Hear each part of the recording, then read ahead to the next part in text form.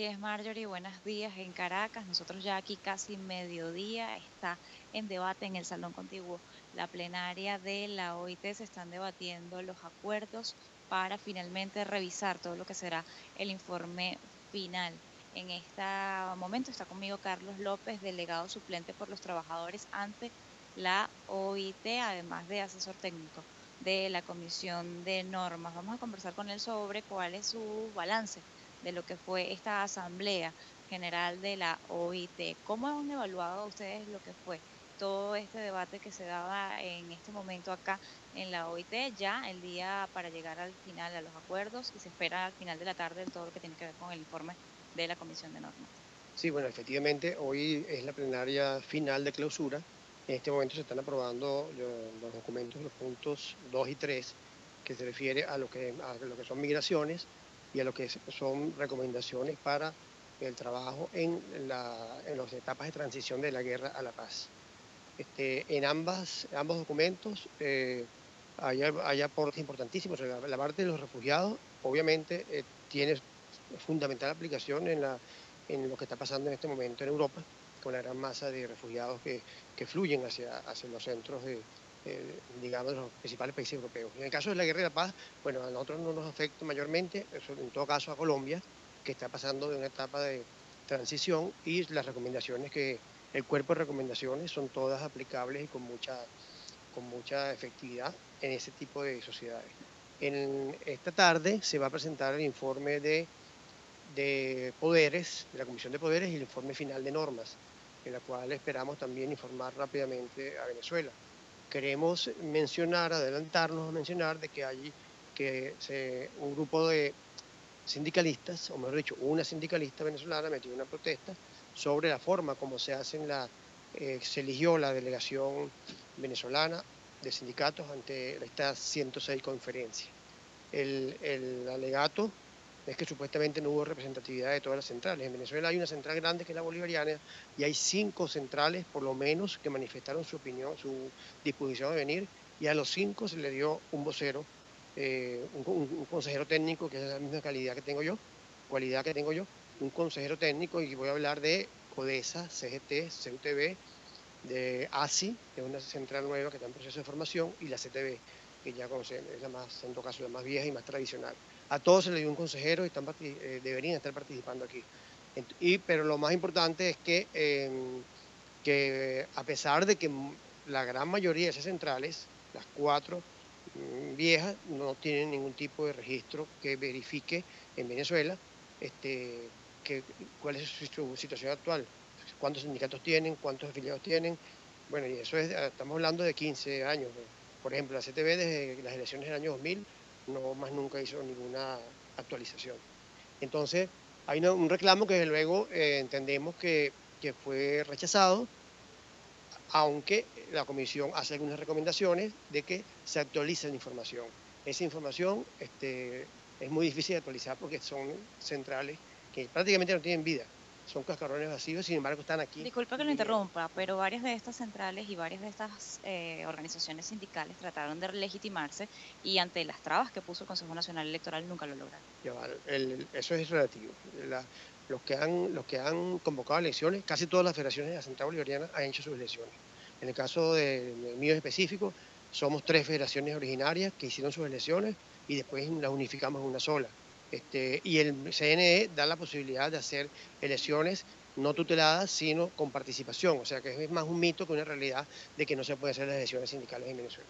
El hecho de que esté este reclamo, ¿qué implicaciones tienen al cierre de esta conferencia del trabajo? No, nosotros lo vemos como una parte de la matriz de opinión que se quiere crear, de que hay dificultades en Venezuela, de que en Venezuela no hay libertad sindical, lo cual es totalmente falso, ¿verdad? Eso queda ahí un informe que nosotros ya nos encargamos de responderlo, y estamos ahorita aclarándole al pueblo venezolano cuál es la realidad sobre las centrales sindicales en Venezuela. La conferencia está terminando, ya hoy es el último día, ya los delegados de la Central Bolivariana casi todos regresaron a Venezuela, están ya incorporados allá al trabajo de la constituyente, todos incorporados a la constituyente, y quedamos 2 o 3 nada más que somos los encargados de cerrar el trabajo por el día de hoy. Además, finalmente, esas centrales también habían señalado que no habían sido invitadas a la reunión tripartita que iba a darse acá en Ginebra. No estaba la representación completa de todo el tema o de los representantes laborales del país de los diferentes grupos. No solamente está la central bolivariana, como usted señala, hay otras centrales que debieron haber estado presentes acá en Ginebra y esto no pasó. Pero finalmente, su balance del resto de los temas que se trataron en la Asamblea General de la OIT. Sí, bueno, los tres temas fundamentales que fueron lo que son las políticas del trabajo, lo que es la migración y lo que es las recomendaciones para la transición de la guerra a la paz, para respetar el derecho al trabajo, se avanzó enormemente, se sustituyeron algunos documentos que databan del año 1940 y se adaptan a las nuevas realidades, sobre todo migratorias, para garantizarle a los trabajadores. Bueno, y desde luego, en esas mesas, nuestra vocería explicó ampliamente, por ejemplo, la situación de los inmigrantes en Venezuela, que es totalmente garantizada sus plenos derechos, no solamente sindicales, laborales, todos. Y la parte de transición de la guerra a la paz no tiene mayor importancia porque realmente, afortunadamente, hasta el día de hoy en Venezuela no hay ninguna situación de guerra ni va a haber. Este, en todo caso, apoyamos a los compañeros colombianos, a los sindicalistas colombianos, en el debate que se hizo para que se apliquen en su sociedad. Sin embargo, Will Rangel en su plenaria dijo que Venezuela se debatía entre la guerra y la paz. Venezuela se debate entre una amenaza de guerra y la paz. Entre una amenaza de guerra y la paz. Esa es la correcta interpretación. Y nosotros estamos seguros que vamos por la paz. Para eso es la como gran convocatoria a la constituyente. Le agradezco parte de lo que ha sido su impresión respecto a esta Asamblea General de la OIT, la participación que ha tenido acá y la explicación que nos da sobre lo que aún está pendiente y lo que esperamos para el cierre del día de hoy. Marjorie, no sé si tienes alguna pregunta que hacernos hasta ahora. Sí, justamente Mariana, tomando como referencia esa frase que dices, hoy entiendo que cierra esta reunión anual, ¿cuáles son los temas que quedan pues en tapete, en discusión? Tema Venezuela, ¿se conoce algo? Fede Cámaras en esta oportunidad, la propuesta que ha hecho, ¿se ha escuchado? ¿Se va a escuchar? Bien, Marjorie, como señalas, y al principio de este pase les comentaba, se está debatiendo en este momento en la salón plenario de la Organización de Naciones Unidas, sede también de la OIT, está debatiéndose todo lo que tiene que ver con estos tres puntos que señalaba el señor Carlos López, parte de lo que tiene que ver con el tema de migraciones, la igualdad de género, el tema de todo lo que tiene que ver con los derechos de trabajo o los derechos fundamentales del trabajo. También está el caso del trabajo infantil, tema abordado en esta asamblea, y más tarde habrá entonces el informe final, debería estar listo al finalizar esta tarde, el informe final de la Comisión de Normas. Allí se conocerá efectivamente cómo queda expresado el caso Venezuela, cuál es finalmente la recomendación que hace la Organización Internacional del Trabajo respecto a lo que fue esta demanda por parte de Fede Cámaras y cuáles fueron los alegatos que tuvo el gobierno nacional. Lo hizo José Ramón Rivero